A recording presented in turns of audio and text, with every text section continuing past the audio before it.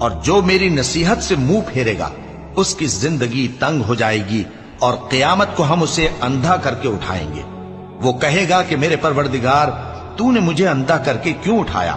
میں تو دیکھتا بھالتا تھا۔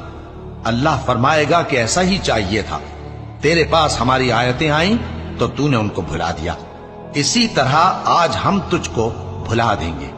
اور جو شخص حد سے نکل جائے اور اپنے پروردگار کی آیتوں پر ایمان نہ لائے، ہم اس کو ایسا ہی بدلہ دیتے ہیں، اور آخرت کا عذاب بہت سخت اور ہمیشہ باقی رہنے والا ہے۔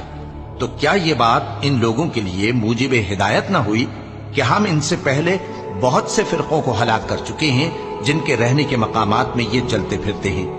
عقل والوں کے لیے اس میں بہت سی نشانیاں ہیں۔ اور اگر ایک بار تمہارے پروردگار کی طرف سے پہلے صادر اور جزائے اعمال کے لیے ایک میعاد مقرر نہ ہو چکی ہوتی تو نزول عذاب لازم ہو جاتا۔